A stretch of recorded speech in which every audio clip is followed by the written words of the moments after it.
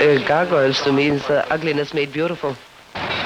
Gargoyle, and sounds something like you put on your throat, gargle. Beautiful stone sculpture of an ugly thing. I don't know. It's a very beautiful shop that I'm very sorry to see closing because I've just discovered it and I've bought quite a few things here in the last 48 hours. It's the most fantastic store I've ever been in my life. What else can I say?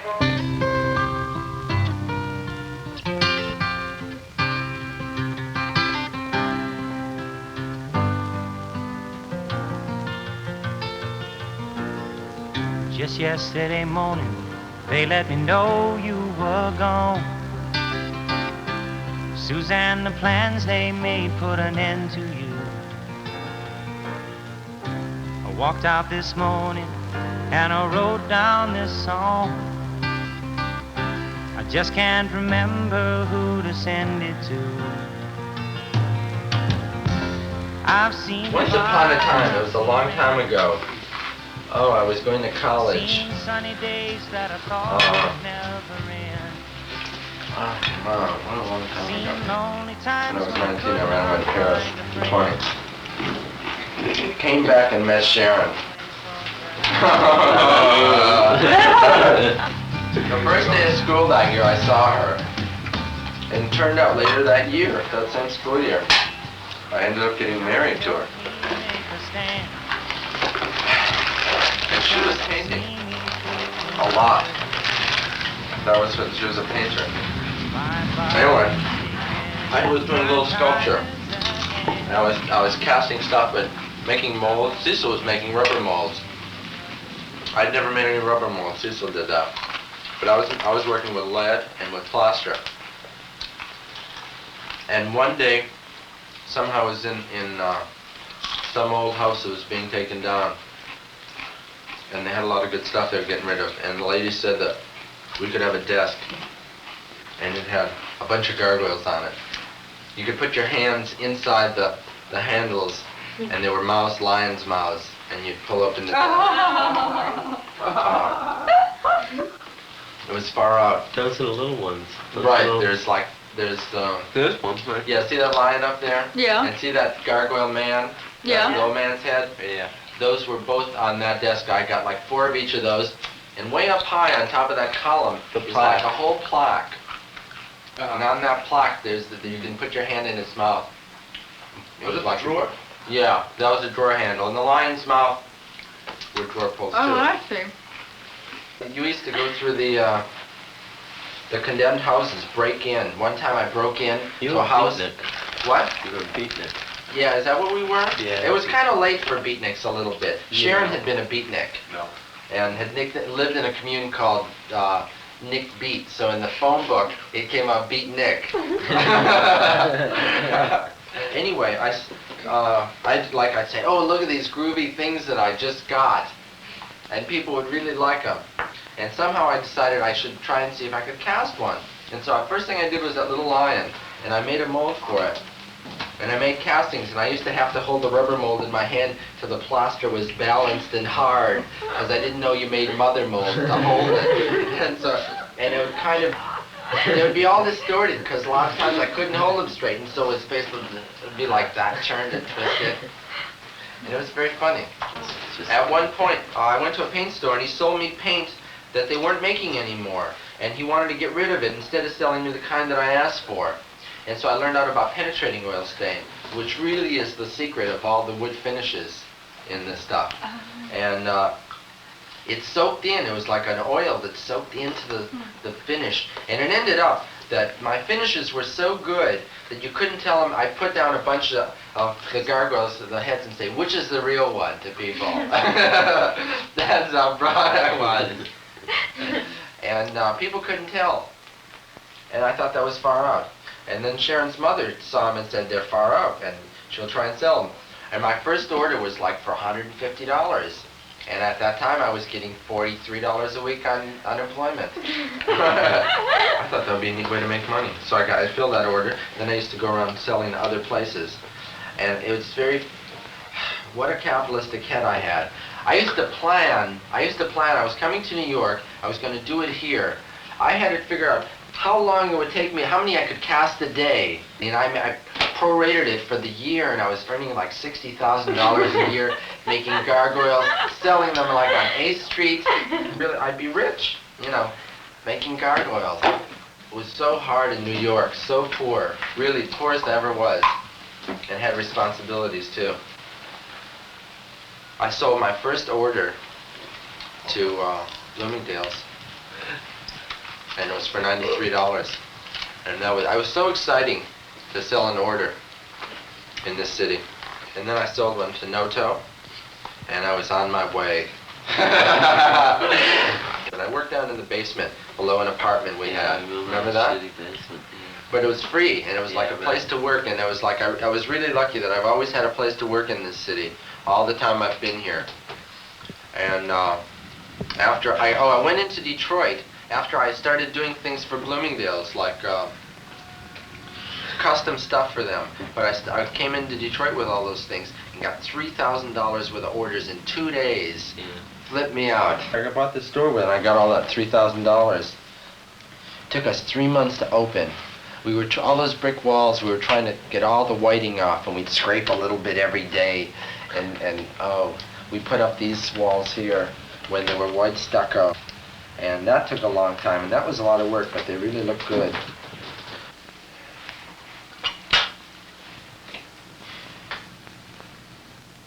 How'd you find the store?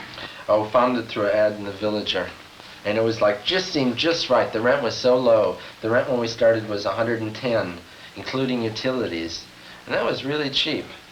And it just seemed to be just right, and it was groovy looking, and it was downstairs, and we thought, oh boy, we're on our way in New York City. It was like really being established to have a store, and people came in it. And the only thing, like when we first opened up the store, I didn't make very many things. And people would come in and they'd say, oh, am I in your living room? And they didn't know. Weren't you living in the back? No, I was living with Sharon then.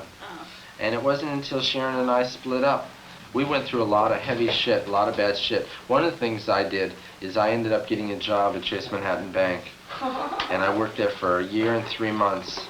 It was in the winter. I lived in the back of the store for 9 months. And from like the summer to the winter, and it was very cold that winter. That's the first winter I ever had to wear a hat. My head started to hurt from the cold. While you were sleeping? Oh, that happened too. But when I was sleeping, it would be I had an electric blanket. And it would be so cold that I have to cover my head completely, because if I had a little bit of it exposed, it would hurt the next morning. It would ache. It would be so cold. And it was so damp down here, and my joints started to hurt. I thought I was going to get arthritis, but I didn't know what else. You know, I had to be here. I didn't have any place else to go. And at night when I'd be in the back, sometimes guys would sit down in the stairwell and drink and talk and laugh, and they'd sound big and scary. Oh, and I used to have all kinds of fantasies for a while. Oh, and I was doing therapy at that time. And, boy, that was an interesting time. It was good times. I said to myself, boy, I'll have to remember these are really good times. And someday I'll look back on them and say, boy, those were really good times. And maybe someday you'll look back and say, boy, those were really shitty times. No, they were good ones. They were good ones. These have been good ones. It gets better and better, it seems. Or it gets more fullness somehow. And, Seen sunny days that I thought would never end. I've seen lonely times when I could not find a friend. But I always thought that I'd see you again.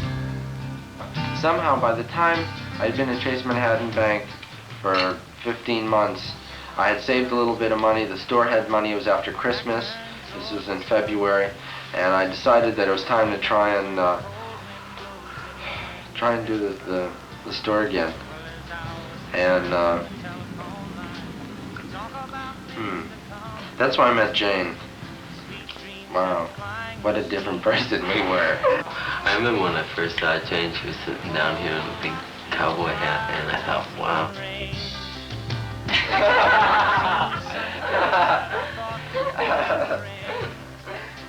When I first started to work here, I worked for Peacock Mirrors. She didn't even want money. That was going to be for 2 weeks. Yeah, and somehow we, it kept going on and on a little bit. And then all of a sudden we started to really do stuff, like we tried doing publicity, and Jane was going to be the public relations agent. And like, somehow people started being called, and stores started, newspapers or media people, we started making lists of who was working on Harper's Bazaar, and who was at Esquire, and who was at this. Oh yeah, started when you first started here, it was real cold. It was March, or March. And I had just been here, like I was being here every day all alone. That was strange. That started to, it was nice, but it was hard, and it was nice to have this girl kind of being around. We used to have problems with money. Oh, it was fun. It was, Jane was fun to talk to. I really liked talking to her. We used to do a lot of things. We used to sing. We used to do routines. We started singing. We'd sing a lot of things from musicals. We'd just kind of break into song and do singing. And, We were fantastic. oh, we were so funny. Gargoyles, gargoyles, gargoyles, gargoyles,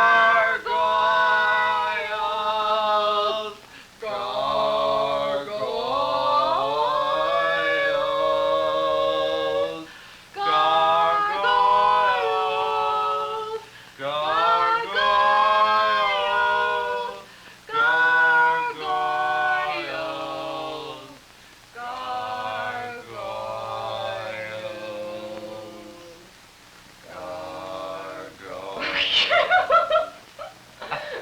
Michael, remember we started doing funny jokes, like puns. Oh, ridiculous. Don't hatch your counts before the chicken. Oh.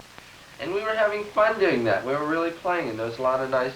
We didn't even know about energy and about like really having good times. We were just kind of doing it, and we were unconscious of it, really unconscious about. Somehow it just kind of just felt good, and we just didn't even think about why it was happening or how it was happening, or it just kind of was something we did, and it seemed nice, and so that was good. Yeah, it was like I came back from the summer, my father was calling me a parasite. He didn't want to give me any more money. I sort of felt guilty about it, so I was walking down the block with Andy. We were going up to Bush's house. There's a little sign there, like where the death sign is now. And, well, I said, boy, one day I said, hey, man, my father wouldn't believe it if I went out.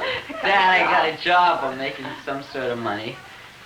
And he didn't believe it, actually. I walked down here, and Jane was sitting on the seat with her leg up on one side.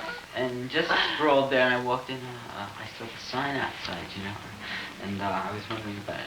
And Jane said, well, you've got to talk to Sydney about that. And Sydney comes out, and this was my, right after, I was really getting cool then, This guy with mutton chops, oh man, this is the guy I want to work for. I would clean the trees and things like that. Wow, if I could say I worked for this guy.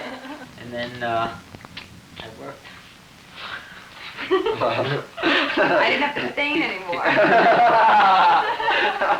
You started off at $1.25 an hour.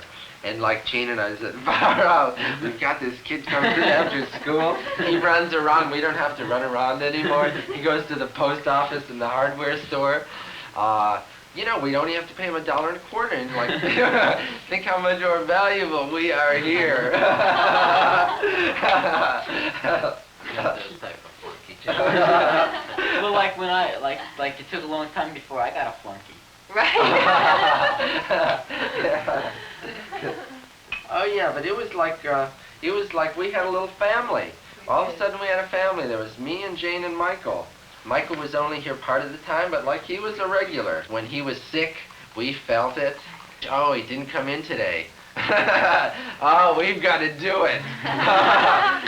We? What do you mean, we? I was still the boss more than Jane, what do you mean we? Sometimes I had to do it. Sometimes it depends what kind of job it was then. Oh, those were like, and like at about that time, that was the beginning of things really getting good. Because like that was near the end of the year, September, October, November, and like that's when we had... First Christmas. Oh, that Christmas. That was the, oh, Christmases. Wow, those have been really marks for Gargoyles. Every Christmas, I remember all the ones that preceded it. That was the third Christmas at Gargoyles. The first Christmas, like there was a few $100s, and that was nice and it was exciting. And like I had made a $27 sale, and that was like the biggest sale for that Christmas or something. That was pretty exciting. I was selling things I started off selling things at half price. Yeah. Initially, rather than full price. I was so afraid to charge prices for to customers. Oh yeah, when I went to England, that was the far out. That was a year ago, a little over a year ago. That changed my life, because in England, what was I gonna do? It was after Christmas. I didn't know what to do with the money. And so I decided I'd go to England and I'd buy new things, find things over there. And what happened is, I found some nice things, not many, but I got my first convex mirror in England. And it was the first curved mirror I ever had. And I'd never like touched one before. And it freaked me out. And that was like the beginning of all the mirror things that started happening. Once upon a time, I found a mirror. Oh.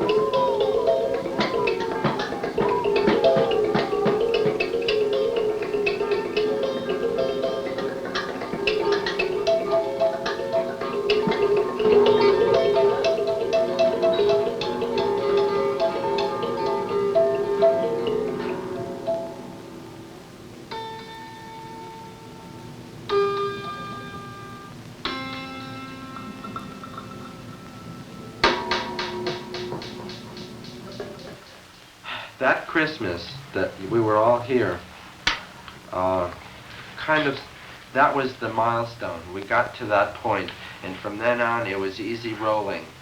And that was like a year and a half ago.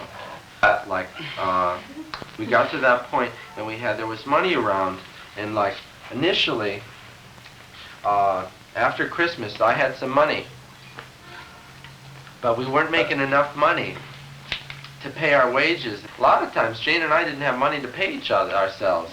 You know, Jane was having to wait, I was having to wait, I had to worry about rents.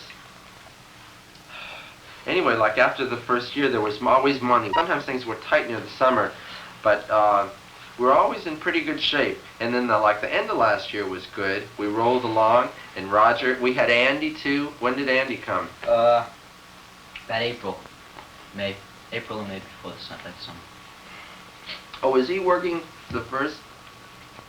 Oh, the next year he started working? Right, After I that moved Christmas. here. Oh. But you moved here in about April, I moved right? January 18th, a year ago. Yeah, there were a lot of people. All of a sudden, there were a lot of people in this place. Yeah, we couldn't move. Sometimes it really got crowded. We'd have 4 people, and like, you know, before it was 1, and then it was 2, and then it was 3, and it just seemed like a lot. And that was strange. Oh, and Eugene was working upstairs too. We had a nice thing happening. A lot of people were passing through this place. We had a lot of friends coming around. Oh, everything's so centered at that point. I'm living right above the store. My brother works in the same building. Jane is here. Michael is here. Andy is here. All the people are coming around. Roger later comes. And this place is booming. It really is far out at that time. It's really exciting. Really, you know, we have Roger. Wow. That's Full-time help. 3 full-time people. Wow, that was something. Roger started in the summer, or late in the summer, and really was good. And like, Roger was like another man. It gave me free time. All of a sudden, I didn't have to be like the man here in a certain way, because Roger was here, and that was far out. I started to kind of feel some freedom that I hadn't before, and I was running around making more mirrors, really doing all kinds of mirror stuff. I used to see my kids. I used to go visit them and stay at Sharon's, and she would go away, come back the next day.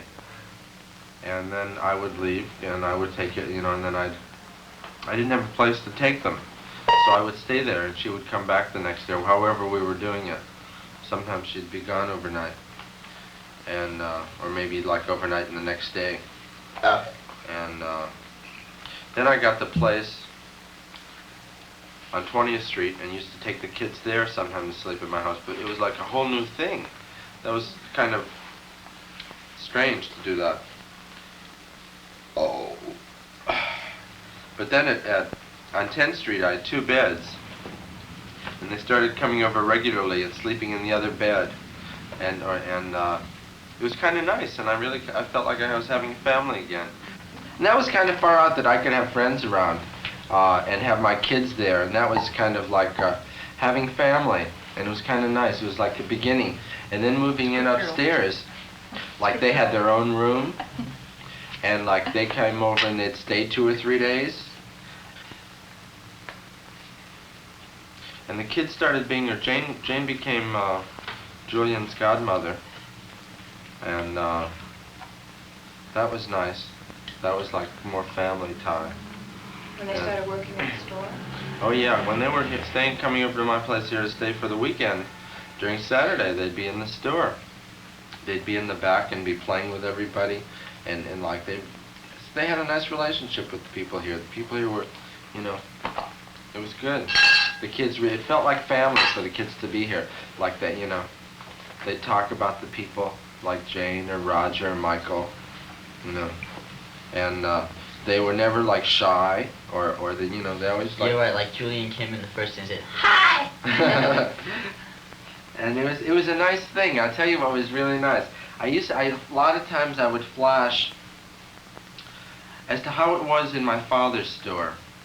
How good it felt and how secure it felt having his store and his place, and like he had all that food around, and I would sit kind of in my special place eating an ice cream and reading comic books or just playing with the beans or the vegetables or going in the meat packer, the freezer, or seeing all the bottles of milk or smelling all those smells that are in a grocery store, and all the black people coming in and all the things that were happening. It was exciting, and like I used to work in my father's store near Christmas a lot of the time, and that was very exciting because a lot of things was happening, and I'd weigh out pounds of candy and pounds of oranges and apples, and it was exciting. And like this store had that kind of excitement around the end of the year, just bustling and booming and everybody working hard and extra. Really quick, let's make a lot, let's do it fast, come on. Cast, yeah. Cast. Right, cast can. That was it. Oh, like I was really the boss, putting the pressure on. Turn up the... Okay, Michael, you do this. Jane, see about this. Andy, finish these. Okay, what's gotta be done now? Okay, that's Eugene, no need here, no more. Yeah, Eugene, get out of here! Oh, God damn, he comes down, he talks about fooling around, he's going on welfare. You know, we're all trying to work and he's talking about welfare. And then Christmas was over. Yeah, it had a good feeling. We really felt like we had kind of gone through an organic cycle. It felt real good. And like this last Christmas was really fantastic. We really did a lot of business. Every year this place grew in terms of how much business and Yeah, how much... like this year, like after Christmas, like, then we got big orders. Right, right. And like we were closer. We felt really close around Christmas time. Everybody was giving presents to each other. Oh yeah, about that time this thing started changing in terms of like, especially with me and Jane and Roger. Like, my politics had gone through a lot of changes in this store. So I said, well, let's do a cooperative. I'm ready to try that. I've kind of, I've got some money. It's okay. Let's try that one. I didn't need any more money. I didn't have any use for it. There was nothing I had to spend it on. Sharon started to support herself at that time. I didn't need extra money. I decided in terms of politics, let me try it. I had some freedom, and that was far out because I was getting freedom, and I really dug that I was going to get freedom out of it. That's what I've realized you get by not being the boss. You get to be the non-boss, and that's far out because you have a lot more freedom then. You don't, there are other people being the non-boss too. And so everybody was doing stuff. I was away more of the time. I'm getting kind of, the store is like being a cooperative, and it's becoming more of a business and a vibrant business, and that's one reason to make it a cooperative, because otherwise it's got to be, I've got to start being a businessman. And that's a drag. Anyway, it becomes a cooperative. I start looking around for a loft because I want to make mirrors. I want to be a sculptor. And I end up finding one. And I start fixing it up. And like, I'm really getting into mirrors again. And that's kind of, really getting into making them. And like, I start realizing that the store itself could be a gallery. And that's kind of exciting because I kind of had lost interest in the store in a certain sense. And all of a sudden, I was finding a new interest in the store because it was going to become something else. And it was going to be a gallery for the mirrors that I was going to make, besides selling gargoyles in it. And like, I was really excited, and that really felt good. It felt like it was having a whole new rebirth. And like, it's really kind of exciting, and we're redecorating the whole place. And in the middle of redecoration, I come back one day, and Jane says to me, "Bleep, bleep." Came down. They want to tell you they sold to the shop. And like, nobody said anything. Nobody really told her anything. They just said they wanted to see me. And like, she really vibed out that they had sold the shop. And I come up there and I start to talk, and the first thing they say is that they're selling the building. We were very upset. We didn't know what to do. I don't know what was happening. I can't imagine what, I can't even remember really where my head was at. I was very depressed, sad. What bad stuff we felt. And then, somehow, the old spirit came back. We spent the rest of the day thinking of all the things we could to get him, do things to get him. Burn them. And then I went over to Jane's that night, and we talked about stuff, and we really... What were some of the ideas? Oh, we were going to stop traffic on 6th Avenue. Have all the customers that ever came here pick at the front of the store. Have Art Workers Coalition pick at Jerry when he opened his new gallery. Buy the building. I would have thought, have my father buy the building. You had to be dragged out, you'd come out naked. Oh, right, that was... I was tied to him. Yeah, we just wanted to fight it, like, to the death, Then Mark came over. Yeah, we talked with Mark, and Mark, like, has a good head, and Mark's a real businessman. And, like, he's about the only person that could really kind of told us the value of selling it, why it really would be good. How, like, we'd just be getting money, and it wouldn't have our soul, and we'd have money to go on, a lot of money to do whatever we wanted to do the next time, the next kind of trip that we went on. And it sounded right. It sounded like it would be okay, like we really could sell the business and just go on to a new thing. And like the next day I started doing that. Jane and I were doing stuff, getting records together, figuring out monies and gross nets. all that stuff. And I went over to see somebody, and like we were getting together, and like I decided that was terrible. You said that that's because you started fighting. Oh yeah, we started to fight, Terrible right? fight. Oh, we started. Over money. Yeah, we started fighting over money. Oh, and I started saying to myself, what would I do if I were the only one? If there were nobody? If it was just me, and there were no children, and no Jane, and nobody else, and I just had, what would I do? And I realized that I would fight, and that's what I should do. And that I didn't really give a shit about the money, that the most important thing was to fight. The next day we saw... Leap. Leap. We went in and like told them that we didn't think it was fair and it wasn't right, and that we should be allowed to stay, and that you know, it's our lives, and you know, it's our lives that's at stake, and it's the thing that we've worked for years, and it's a whole way of living, and that feel that we're living a certain way, and that you're destroying it because you want to make money. But all they could say was that we were too lazy to open another shop, that why didn't we go, we were doing good business. Why don't we go to a bigger store? You know, that we were lazy, that we didn't want to take another step forward. He would say to me, he said, listen, you really aren't going to know how much business you can do till you get on the street. You'll be amazed at how much more business you'll do. And like, that's not what I didn't want more business, and we didn't want more business. And Jane was far out. Jane was in there fighting right with us. We were comrades at the ramparts. It was all happening all together. The Kent thing happened, all these personal things, the personal fights we had with like... Leap. We had never really stood up for how we feel personally in our lives, and like kind of put up a battle. And that was, you know, it was far up, it was very hard, and but it felt so good. Felt so good. And the next day, by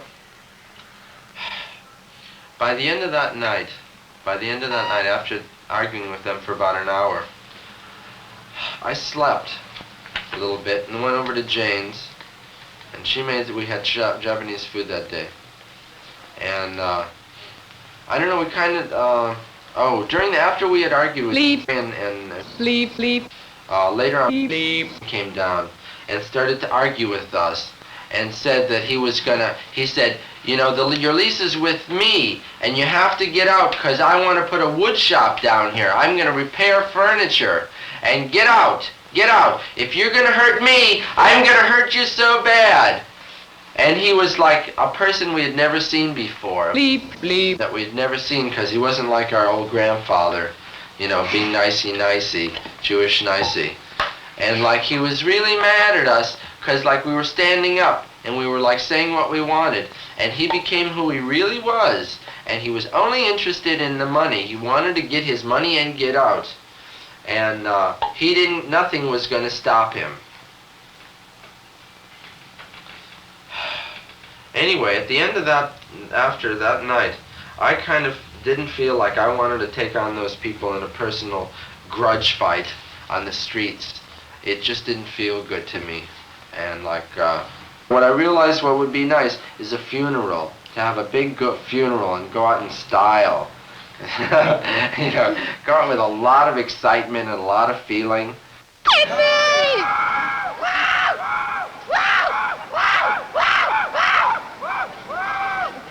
It started getting exciting again. And it was like, every time we'd get into the money thing, or we'd get into the thing about capitalism, trying to get even, you know, just really fighting them on their terms, it got to be a drag. And it just didn't feel good, and there was no excitement. And every time we started doing it our way, there was energy and excitement and laughing and feeling good. We're ready now.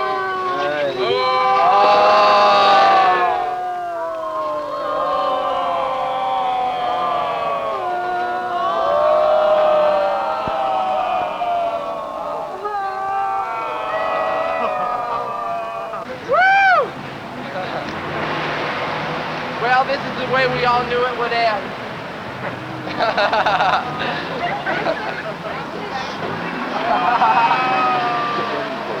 This is the way it had to end. We couldn't have done it any other way. Is the way we were living it. Like, I really hope that anything that you ever got out of Gargoyles, whatever it was, however it felt, let it continue anyway. And like the revolution is with people. And it's just gotta happen, just flow. It's just gotta flow. And I want all you people to have a good time. First, have a good time!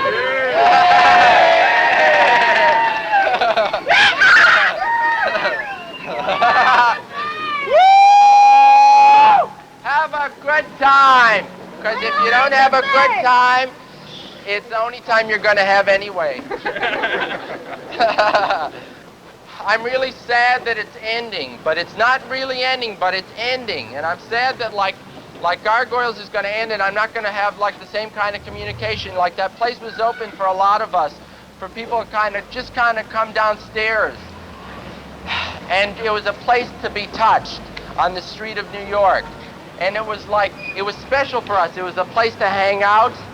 It was just great.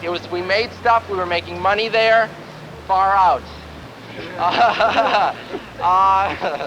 We had a good time there, and a lot of things happened, and we grew a lot. You know, it really has been great. I've had a fantastic 4.5 years performing with you people on the street, watching you walk by and kind of looking from down in the hole, and watching your ankles walk by. We've seen so many fucking ankles walk by this store. We've seen 500,000 ankles walk by this store. 2 million.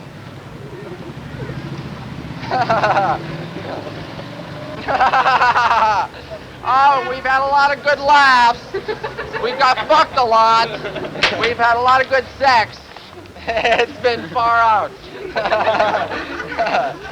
We've got kids, and we've got everything. You know, everything. It's like we've had it all. There's nothing we haven't had. And there's not one single thing that we haven't been able to get from this life. And like, all of you got to fight for living, fight to live, fight to live. I don't know how you're going to do it, but you got to go out in your own ways and do it. Be your revolutionaries, you know. Be a revolutionary. It sure feels good. Be free. That's all it really means, you know. Just do whatever you feel like. One day I thought I was going to make a Gargoyle store, and what the fuck, I made a Gargoyle store. I don't know what's next. I'm going to make mirrors, you know. But like, I don't know if I want to do a store. Stores don't seem so glamorous anymore. Hey, there's a man. Hey, how you doing over there? There's a man who could hardly walk when we opened up the store. He used to stand here. He's walking down the street now, and it's really true. If you see that man over there, he couldn't walk by himself before. His nurse used to come over here and stand him by the side of the shop, and he used to stand there and shake. And like, since we've had this store, he can walk down the street now, all by himself. That's far out. I don't know if it's correlated. I don't know how much the correlation is. It's highly correlated. Can you hear me up there? I don't know what other kind of performance we're going to do. I don't know. This is the performance. Does somebody want to let the balloons go? I was going to break down and cry. Oh, shit.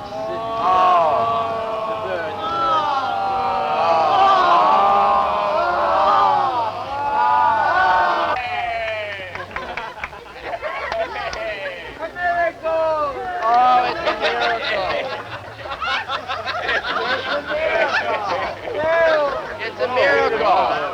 Scale miracle. And here's another miracle. And there's a miracle right here. Wow. Let it go.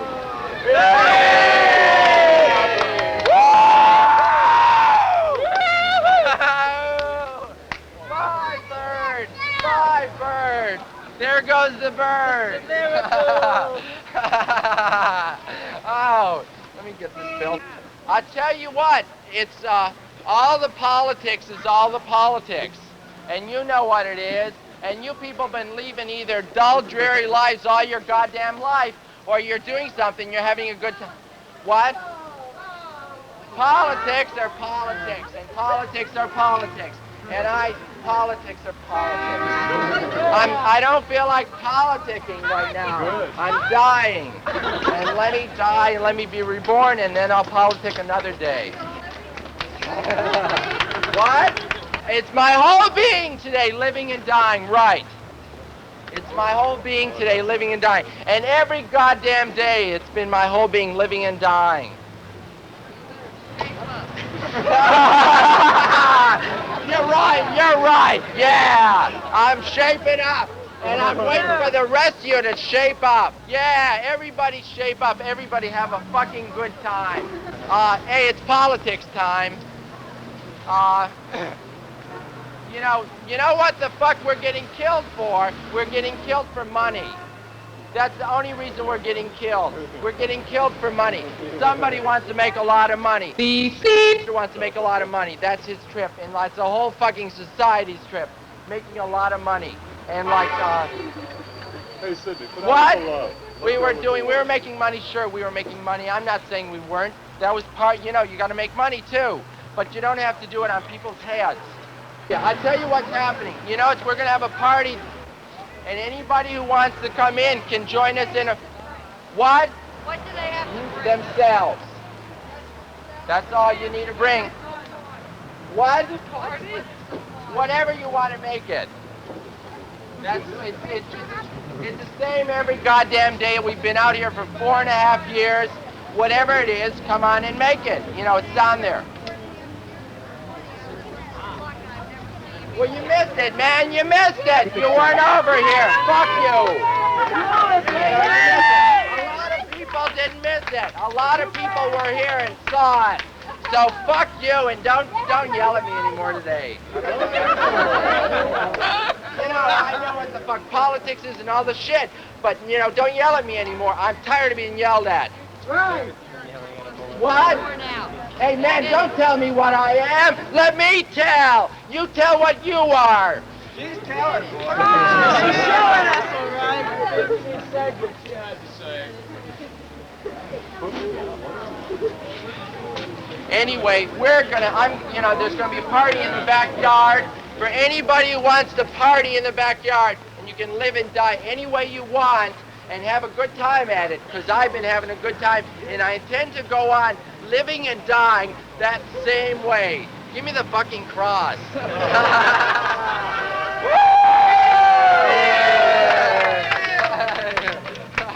It's the American cross.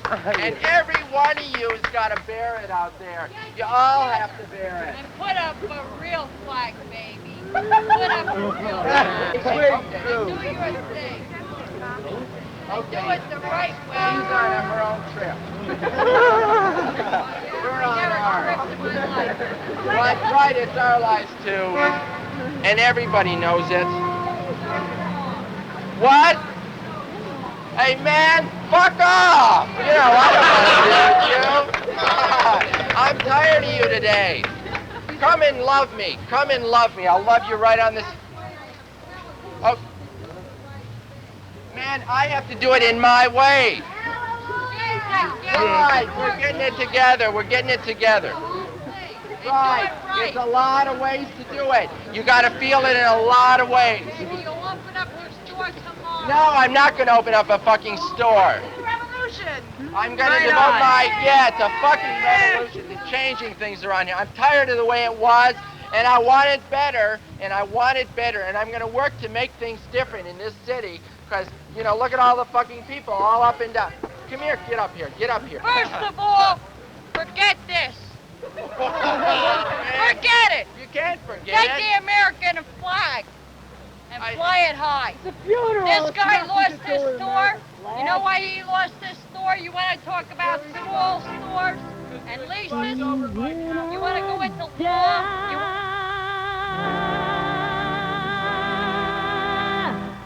In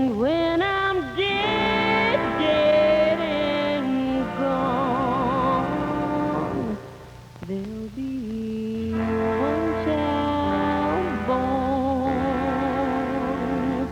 and a world to carry on, to carry on.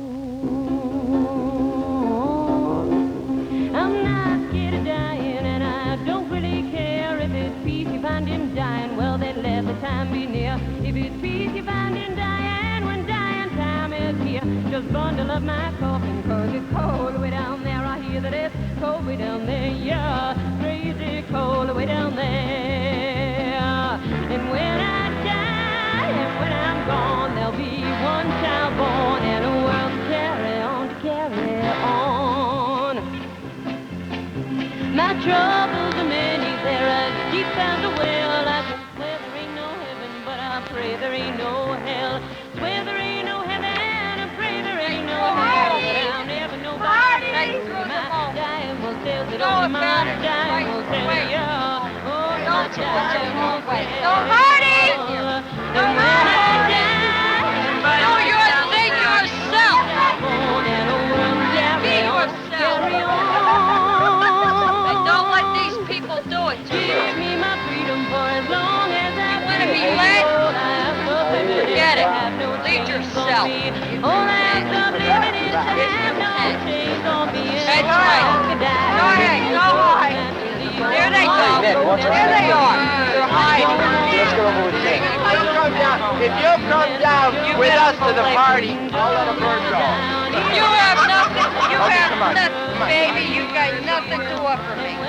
Oh man, I got everything to offer you. I got uniform and come on down. Baby, that is hey, all my friends, all my people, all my life.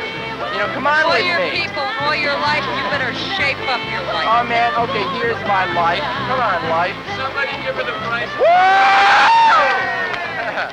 What's next, right? You bet. It's time to party.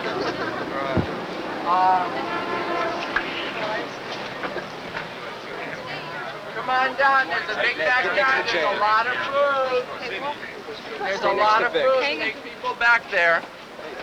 We got a lot of food, a lot of juice. Hi.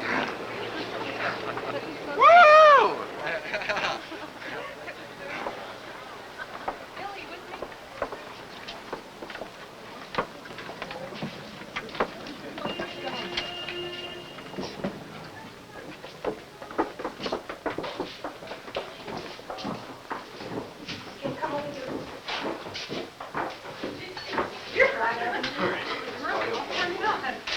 I want to go upstairs and get some records out, okay?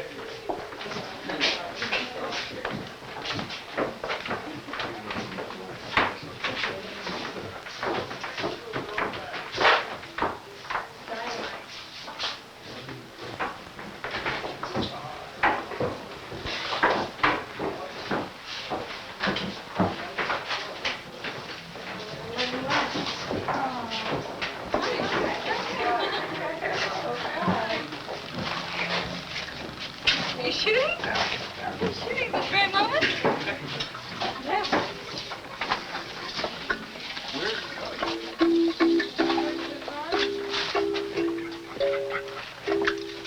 Far out!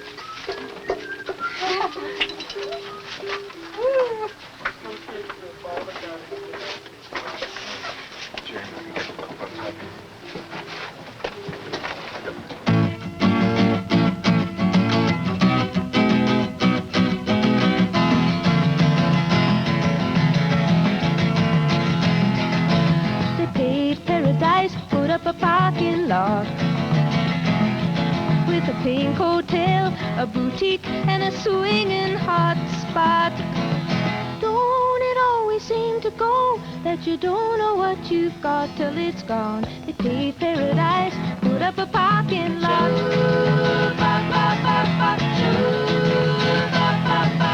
They took all the trees, put them in a tree museum, and they charged the people $1.50 just to see 'em. Don't it always seem to go that you don't know what you've got till it's gone? They paved paradise, put up a parking lot.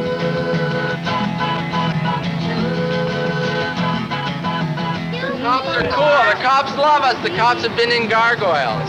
The cops are with us, and everything they didn't want to do is somebody get hurt by that sign flopping in the breeze and having a stick fall down and hit somebody. And so we're all going out to the Garden of Eden in the backyard, and where the Garden of Eden is right now, and we want everybody to join us.